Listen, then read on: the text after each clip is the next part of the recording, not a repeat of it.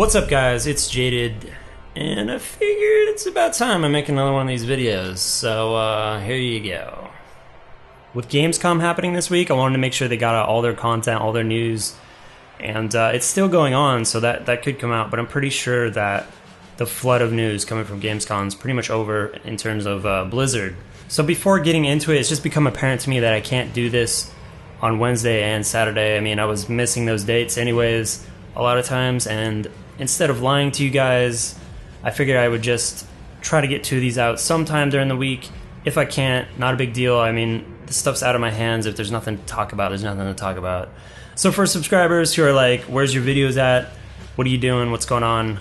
Just know that I'll still be here trying to make videos for you guys, but it'll be more like a random surprise, and everybody likes surprises. That was creepy. So what came out of Gamescom, they had a little PowerPoint presentation thing that they always do with their slides, and Jay Wilson was there, which, by the way, it would be nice if Blizzard could release some like high quality screenshots from these slides. You know, like, it's really annoying going through these really poor photographs that people release. But yeah, first thing to note, when Jay came out and introduced himself, Jay also introduced the lead designer for consoles, and it was funny when he said this, you could hear people in the crowd going, "Did he say console?"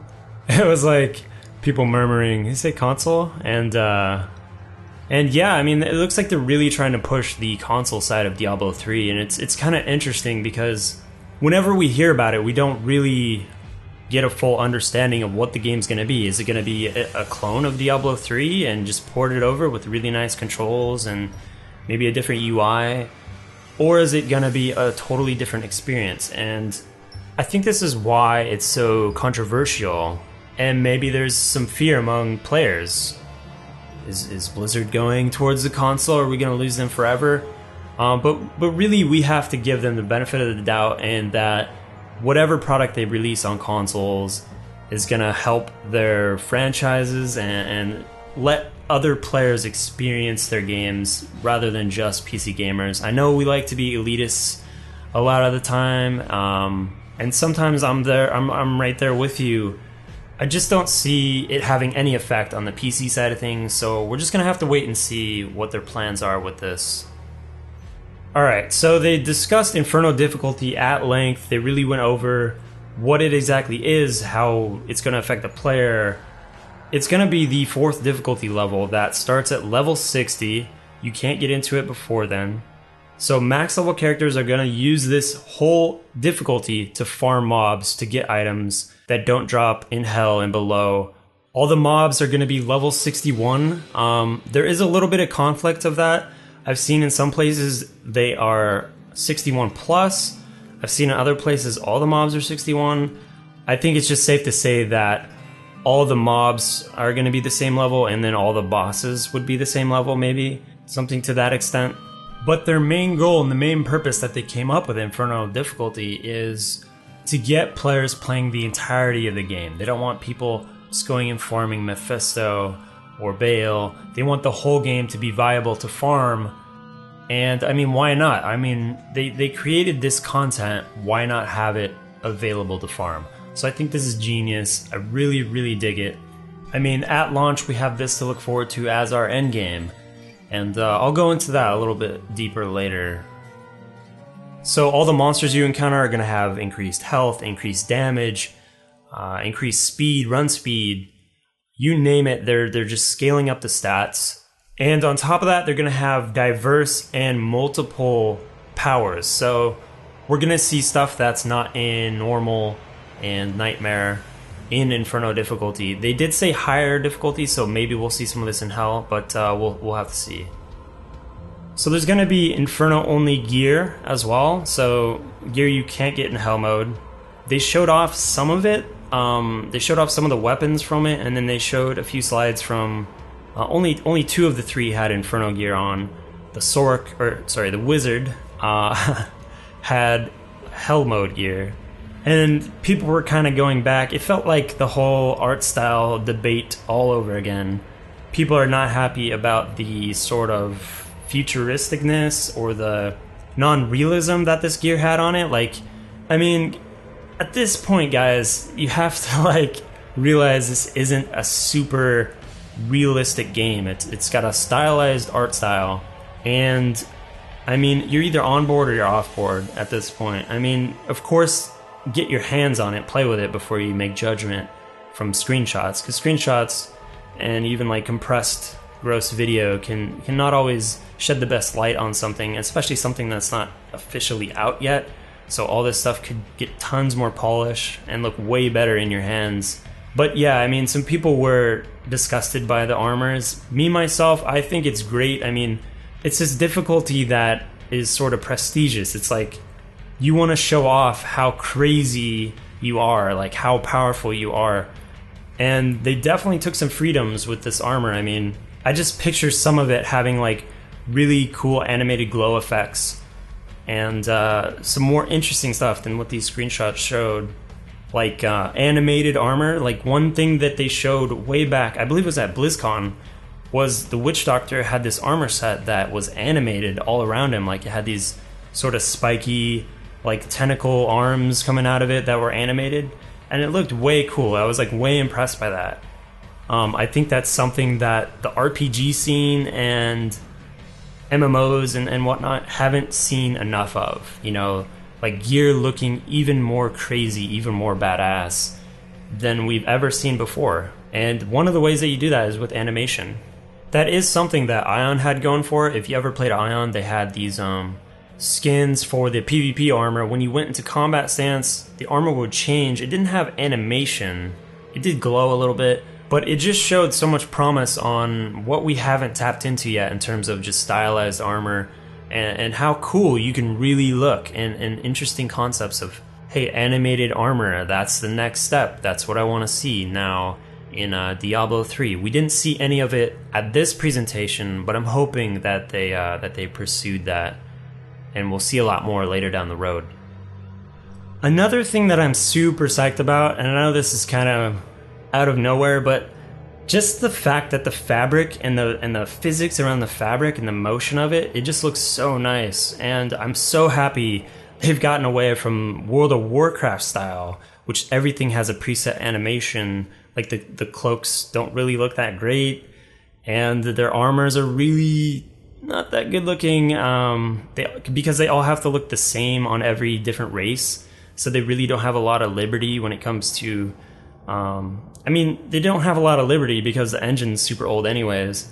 So one of the things I'm super excited about is just the fact that we'll get to see interesting armor sets that are, you know, more than just waist up, shoulder pads and whatnot. We'll actually get to see some cool looking pants and skirts and dresses, and even the like tattered looking cloth that the Barbarian wears in the early stages just looks so good. It's really the reason I think Diablo 3 armors look so good to me. We'll have to see how the dye system works with some of these, like if they add like a glowing animation to it, like how will the dye system work with this? This is something I'm pretty curious about. Once they start getting into more detailed armor, like this high-end armor, how the dye interacts with them. And I really don't want just like, okay, click the black dye on this armor and then it dyes like the whole thing black, and it really doesn't have any accent pieces or secondary colors. I believe Warhammer Online had a dye system that was, you had your primary and then you had your secondary colors. Like that was starting to go in the right direction, but everything just kind of gets washed out when you start adding colors. So I'm curious how the dye system really plays out, and if it enhances your character more than it like just takes away from the original color scheme and the texture work. So they also showed off the new runes and how they looked. There's going to be 2 per difficulty, and then the final rune is going to be for Inferno. So there's going to be runes just dropping in Inferno, and that's the rank 7 ones. So also among runes, they talked about gems briefly. They showed the redesigned gems that they had, and they said that only the first 5 are going to drop, or I guess he said about only the first 5 are going to drop. Just cover my tracks there. They're not difficulty restricted, so I guess what that means is all 5 of those that can drop within all of the different difficulties. So not much really to talk about there. Gems are gems still. They just redesigned them. So getting back to the Inferno difficulty, I wanted to bring up one thing. We've arrived at the theory crafting portion yet again. One thing that they haven't really talked about, and I just listened to Force's podcast that he had up, and Sixon talked about how he was less than thrilled about the Inferno difficulty. Like, he wanted new content for the end game. He didn't want the same content. But one thing to think about is they haven't talked about what they're doing exactly for good reasons with the cow level, right? I mean, we've heard almost nothing about it, and I almost guarantee you that it's going to be somewhere in the game. So I was thinking, what if it was just Inferno level difficulty, secret cow level? And this would be new content that you hadn't done within the game before. And maybe it's not exactly how D2 did it, or it's just tons of cows. There's nothing really interesting. There's like a cow king that you don't want to kill because then you can't reopen them. So I'm hoping if they do a cow level, it's going to be way more interesting. But yeah, I mean, think about it. Like, that could just be Inferno level content. And on top of that, I mean, there's going to be room for more content. This is what we get at release right now, is the Inferno level difficulty. But I mean, they're going to be able to add content to that sort of difficulty specifically, where the other three don't have to get it. Whether it's like a boss or a new area, or even like new gameplay that we haven't even thought of or seen yet. With World of Warcraft, at some point they implemented vehicles. And for PvP, anyone who PvP'd in World of Warcraft knows that vehicles was a horrible, horrible thing to implement. But I think it added just a nice flavor change up to the gameplay, and it stopped it from being stale and repetitive. Whereas with Diablo, I mean, really, do you want to keep just adding more levels where there's just, okay, here's an area to clear with mobs, you know? Maybe new mobs, of course, are always interesting, but just like tons of mobs and then a boss. Tons of mobs and then a boss. Like, maybe throw in a different spice of gameplay of where you're manning a ballista and like hordes of enemies are coming at your gates, or whatever they come up with. Just something to spice it up. And this goes for PvP as well. I mean, throw in a few different modes to play around in, just to give a little change of pace to the game. Alright guys, that's gonna do it for me. I don't really ask this often, but it would mean a lot to me if you've been watching my stuff and you're interested in seeing more, that you do go ahead and subscribe. Anyways, I'll catch you guys next time. See ya!